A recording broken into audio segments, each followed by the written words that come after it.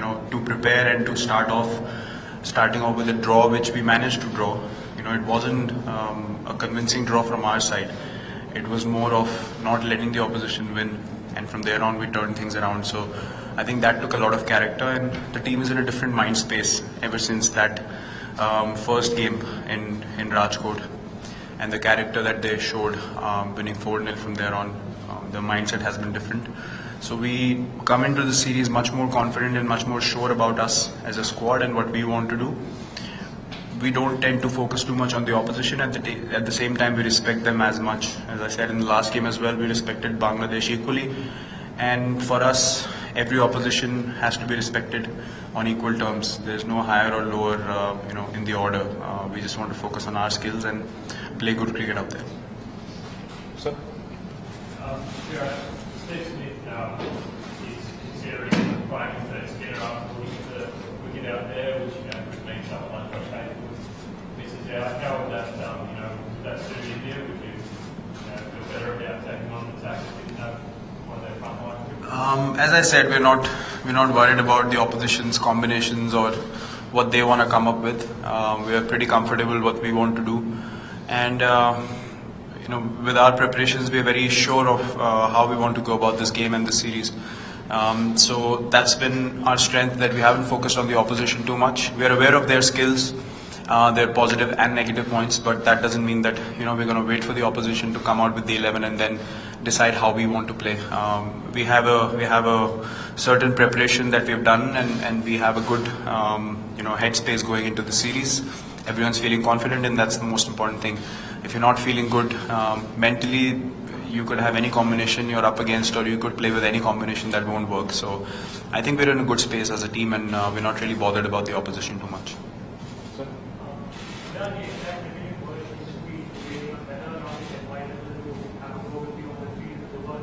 How do you deal with so much spotlight? It's just on you and just one aspect of it. How do you deal with so much? I don't deal with it. I don't pay attention to it, so there's nothing to deal with. I do my job on the field. I play a certain brand of cricket which I've always played. Obviously, with age, you tend to understand things better, and you become more aware of what needs to be done and what doesn't need to be done. A lot of people lacked a lot of patience with me initially. They wanted me to be a 35-year-old mature guy when I was 22, which doesn't really happen. So I've gone through my gradual process. I'm pretty confident of where my game stands, and I'm pretty comfortable with myself as a person now. So see, people writing articles or speaking about certain things, that's their job. I have no control over it. They have to write or criticize or not criticize. That's not in my control. I focus on my game, and that's priority for me. Sir?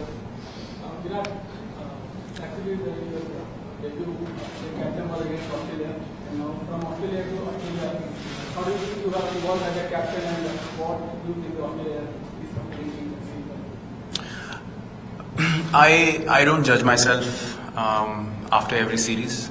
Priority and the only goal that we have is to win games of cricket for the country, and that's something that we always focus on. Captaincy will only be as good as how your team performs and how consistent the players are. If we are not playing to our potential as players, there's not much I can do as captain. So I think it's a give and take. The more the team becomes mature, the captain starts looking good. If the team doesn't do well, the captaincy bit seems out of control. So that's a very natural process, and I've said this before, maybe 5, 6, 8 years down the line, I'll be able to judge myself as a captain if I remain captain for that long. How I've gone through the process, how I've learned or matured or made mistakes, or what are the things that I've done well or haven't done well. I think 18 months or 20 months is a very short span to have a judgment on that, because we have to play a lot of cricket yet. And I feel personally it's too early for me to sit down and judge what I've done well or haven't. The prime focus remains to win games, and we do anything in our preparation to be able to achieve that. Sir? How are you expecting this cricket to play? It's Pune has even the one-day games that we played here. The surface was dry underneath, It had a decent coverage of grass, which you need to keep for the surface to hold itself together. This time of the year, when the summer comes in, the wicket tends to get slower and lower. So that's what we expect from this wicket as well. We expect it to turn a bit as well from whatever day 2, day 3, whatever it is. But yeah, in general, it's going to be a very basic Pune wicket, what we always expect during summertime, because it gets very hot and dry, and it's very difficult to keep the wicket together. So yeah, we understand exactly how the wicket is going to play out.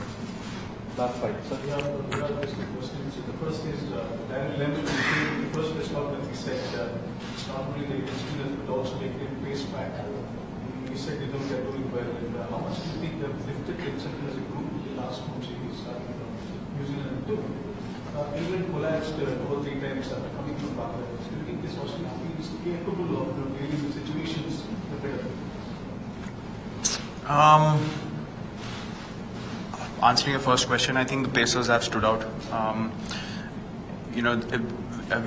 I mentioned this before, we've discussed it, that people who have standout performances are the ones in the limelight, but guys who have important contributions, especially with the ball, are the ones who take those important 1 or 2 wickets in between the innings to give the spinners a bit of rest and then come back and attack again.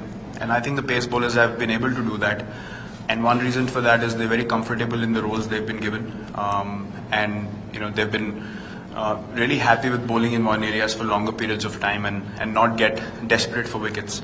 I think that's been the most important thing, to run in hot conditions, not necessarily having the plan to attack all the time can be difficult when you have to bowl dot balls and the batsman's not going to get out if he keeps leaving the ball.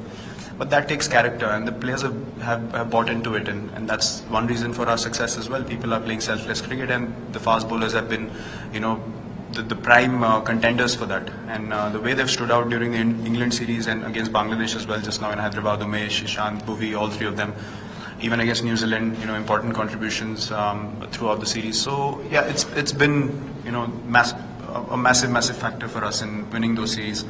Secondly, I think we thought even England was a top quality side with a lot more experience than what Australia has right now.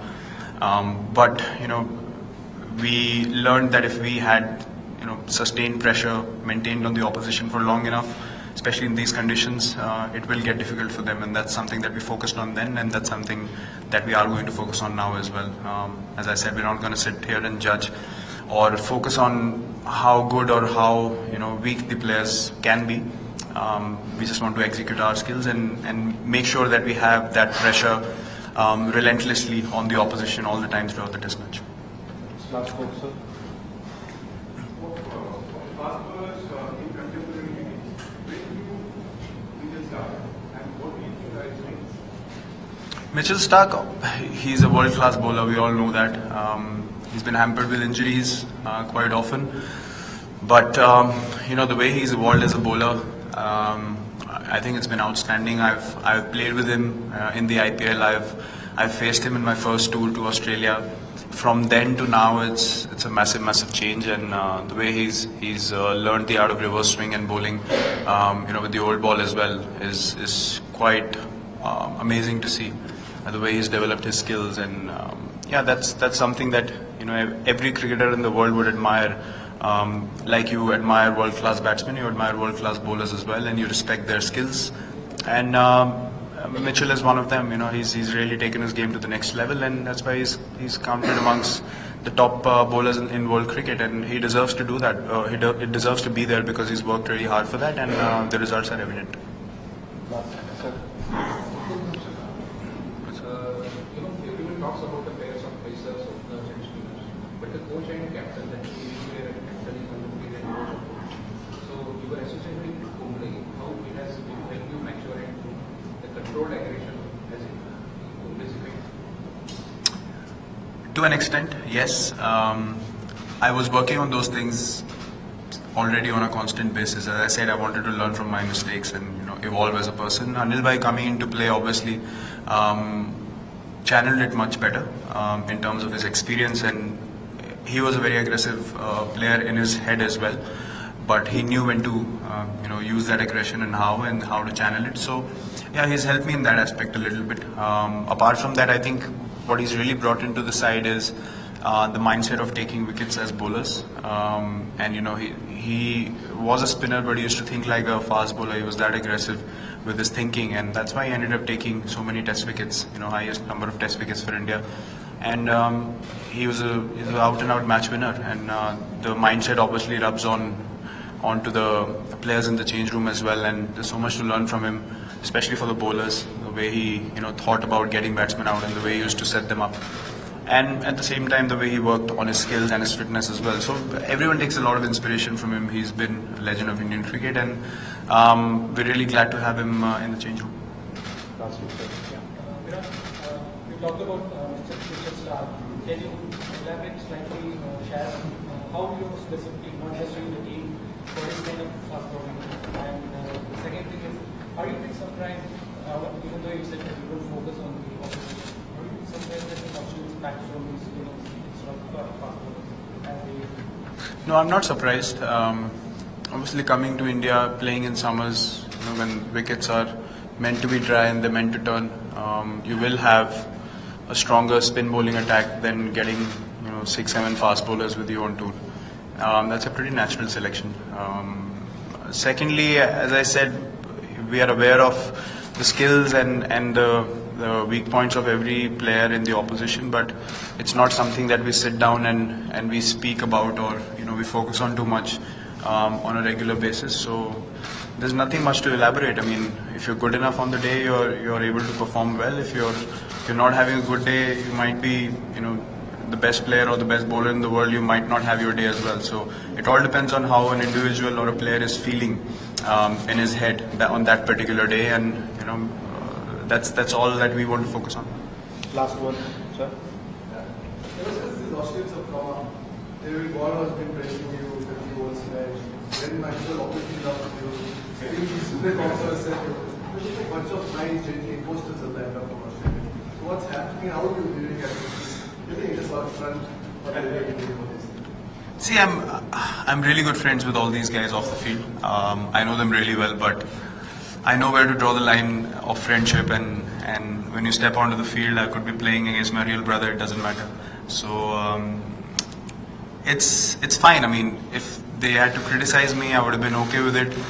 It's not something coming out of my mouth, so I have no control over it. As I said, I'm pretty focused, and I'm very aware of what I need to do as a player on the field, and what my team needs to do on the field to win test matches and test series. So yeah, I mean, I don't know the reason behind it. There might not be any reason. I don't want to sit here and speculate, but I can say I'm really good friends with these guys off the field. We get along really well, and yeah, on the field we're professional enough to understand that it will be a competition, but off the field we're really comfortable with each other.